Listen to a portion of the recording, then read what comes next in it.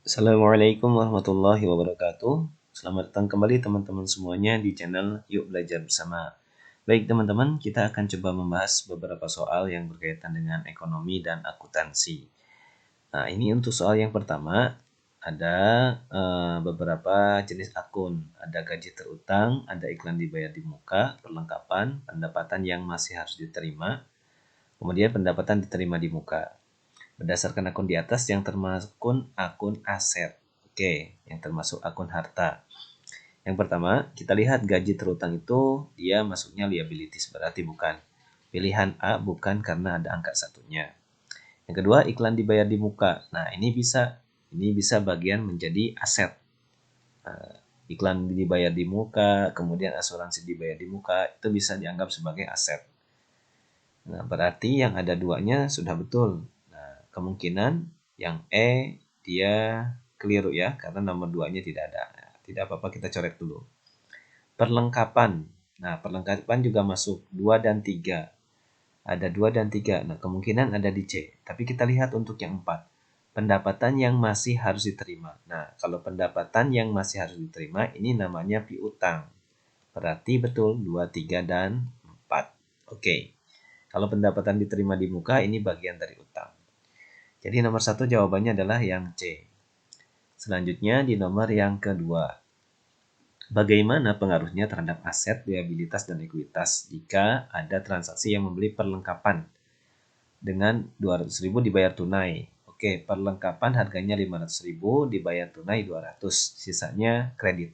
Berarti ini menimbulkan utang sebesar 300.000. Kita lihat, ketika membeli perlengkapan, yang terjadi kalau kita membayar adalah asetnya berkurang sebesar 200.000. Oke, aset berkurang sebesar 300, ini salah. Aset berkurang 200, nah ini sudah betul. Tapi kita lihat, selanjutnya ketika kita membayar perlengkapan sebesar 200, asetnya berkurang 200. Tapi di satu sisi, ada perlengkapan yang dimiliki perusahaan, karena perusahaan membeli.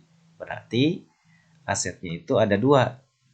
Satu, aset dia berkurang, yaitu dalam bentuk kas sebesar 200.000. Dua, asetnya bertambah dalam bentuk perlengkapan. Nah, untuk perlengkapannya harganya adalah 500.000. Berarti aset berupa perlengkapan bertambah 500.000. Nah, ini yang B betul. Yang C keliru ya. Aset kasnya bertambah 500. Ini juga keliru. Yang D. Yang E, aset berupa kas berkurang 200, aset berupa perlengkapan bertambah 300 ya. Yang S keliru. Jadi kemungkinan jawabannya yang B. Tapi kita pastikan dulu. Kemudian pilihan yang B itu liabilities bertambah 300. Nah, betul berarti. Karena tadi ada sisa yang belum dibayar. Jadi bertambah sebesar 300. Oke, jawaban 2 yang B. Di soal yang ketiga, kita lihat, diketahui perusahaan Sultan membeli mobil kantor 200 juta yang diperkirakan mempunyai umur ekonomi 10 tahun. Di akhir tahun ke-10, nilai sisanya 50.000, biaya depresiasi tahun kedua. Oke, yang jadi pertanyaan adalah biaya depresiasi. Nah, kalau biaya depresiasi dengan metode garis lurus, itu berarti sama setiap tahun. Baik tahun ke-1, tahun ke-2, tahun ke-3, sampai tahun ke-10. Karena yang ditanya biaya depresiasi. Kecuali kalau ditanyanya akumulasi depresiasi. Nah, itu akan berbeda. Baik, rumusnya adalah untuk biaya depresiasi kita simpulkan BD sama dengan nilai dari mobil yaitu 200 juta. Kita kurangi dengan nilai sisa yaitu 50 juta. Kemudian dibagi umur ekonomisnya yaitu 10 tahun. Hasilnya ini 150 juta dibagi 10. Maka jawabannya adalah 15 juta per tahun. Oke, sekali lagi yang jadi pertanyaan adalah biaya depresiasi. Artinya kalau garis lurus dia akan sama. Jadi 15 juta per tahun semuanya. Tahun kedua, tahun ketiga, sampai tahun ke-10, 15 juta.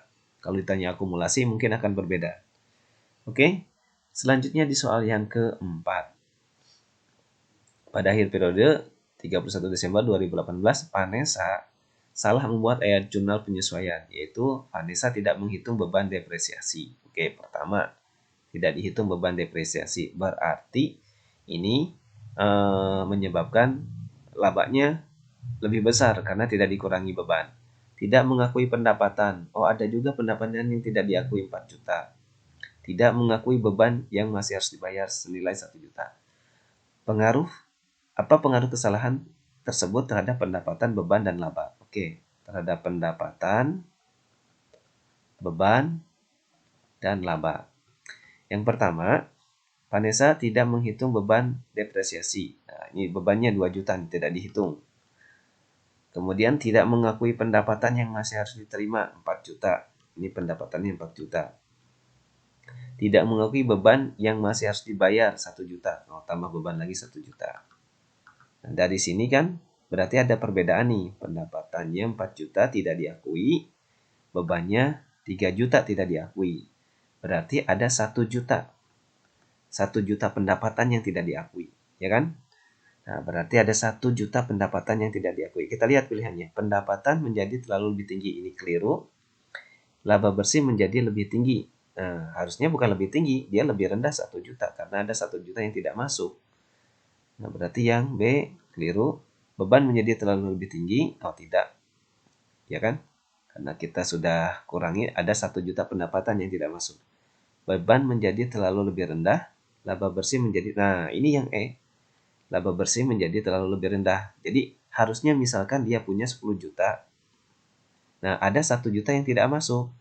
Ternyata yang dicatat oleh Vanessa itu ada 9 juta. Jadi kan lebih rendah.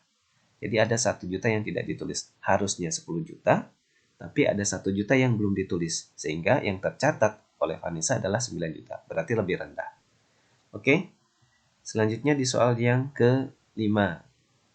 Perusahaan boneka Bani menjual barang dagang secara kredit 150 juta kepada perusahaan dagang Lancar Jaya dengan syarat 2/10.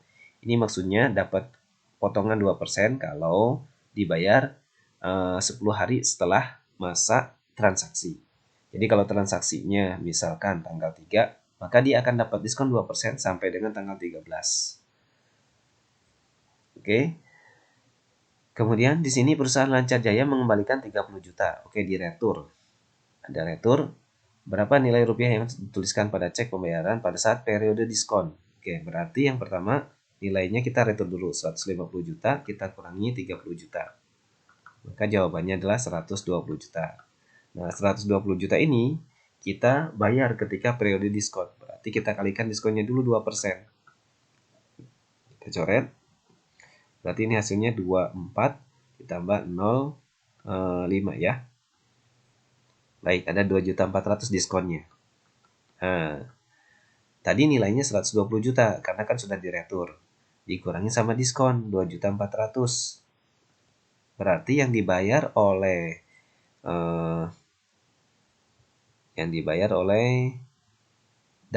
dagang Lancar Jaya ya. Berarti 120 juta dikurangi 2.400.000, 120 dikurangi 24 berarti 17.600.000. Nah, pada saat periode diskon yang dibayar itu sebesar 117.600.000. Jawabannya yang B. Oke. Selanjutnya soal nomor 6. Oke, nilai akun peralatan kantor 1 Juni sebesar 1 Juni sebesar 5.200.000.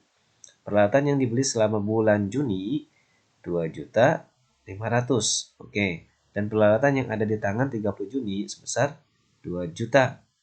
Jumlah yang tepat untuk melakukan penyesuaian. Oke, ini 1 Juni 5.200.000, 30 Juni ada 2 juta. Nah, kemudian yang dibeli selama bulan Juni, ini selama Juni, itu angkanya 2.500.000. Nah, baik, kita ulang. Awalnya punya 5.200.000 tanggal 1 Juni. Kemudian beli 2.500.000. Artinya ini menjadi 7.700.000 peralatannya. Kemudian dicek di akhir bulan ternyata ada 2 juta. Berarti ada yang hilang. Nah, sisanya ini berarti ya. 2 juta itu sisa berarti. Karena kan 30 Juni ternyata ada di tangan 2 juta. Nah, ini seharusnya bukan peralatan, harusnya perlengkapan. Ya. Harusnya dibuat perlengkapan. Oke, ada sisa 2 juta. Berarti kita cari yang terpakainya berapa? Kalau kita punya 7 juta, awalnya punya 5.200.000, beli lagi 2.500.000 sehingga totalnya ada 7.700.000, tapi pas dicek ternyata cuman ada sisa 2 juta, berarti ada yang terpakai. Terpakainya berapa? 7.700.000 dikurangi 2 juta, berarti 5.700.000. Nah, ini yang terpakai. Nah, berarti jumlah yang tepat untuk melakukan jurnal penyesuaian adalah yang terpakai, yaitu 5.700.000. Ini harusnya perlengkapan ya.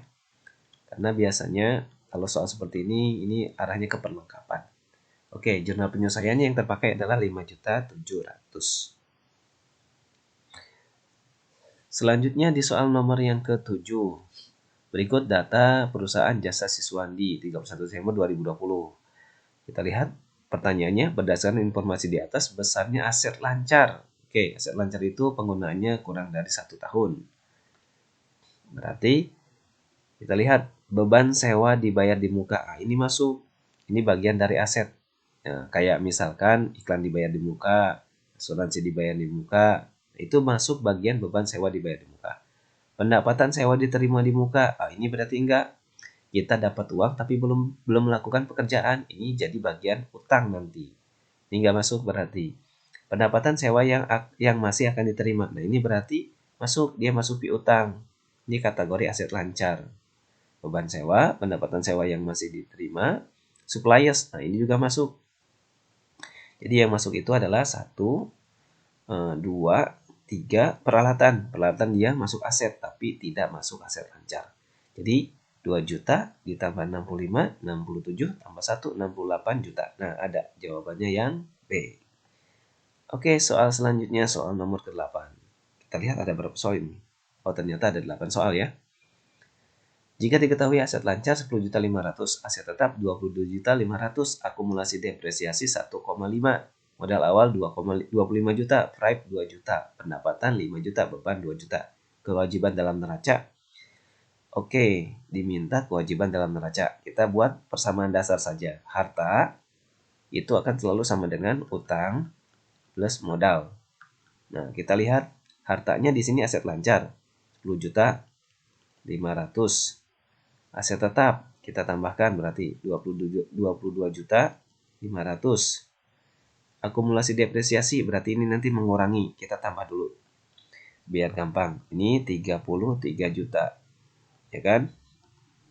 Nah, ini 33 juta dikurangi sama depresiasi, sifatnya dia mengurangi kalau depresiasi 1.500.000. Berarti ini sisanya ada 31.500.000. Oke. Kemudian kita lihat pendapatan sama beban. Nah, pendapatan sama beban kita masukkan ke modal karena kan mempengaruhi modal. Pendapatannya 5 juta, bebannya 2 juta. Berarti kan ada laba. Labanya berapa? 3 juta. Nah, kita buat di sini labanya 3 juta. Oke, ini sudah selesai. Nah, modal awalnya itu ada 25 juta. Berarti kita tulis di sini tambah 25 juta. Berarti modal itu ada 28 juta. Oke, modal sudah. Selanjutnya price. Nah, price itu kan sifatnya mengurangi modal. Jadi kita kurangi 2 juta. Nah, kita lihat sekarang ini 26 juta. Oke, di sini ada 31.500, di sini ada 26 juta. Berarti kan ada perbedaan. Berapa bedanya? Bedanya itu yang kita masukkan untuk utang. Berarti 31.500 dikurangi 26. Jawabannya adalah 315 dikurangi 26 berarti 5.500.000. Nah, ini bagian dari utang. Kita masukkan di sini yang D. Oke, teman-teman. Mungkin videonya cukup sampai sini. Semoga bermanfaat. Nanti kita berjumpa insya Allah di video selanjutnya. Assalamualaikum warahmatullahi wabarakatuh.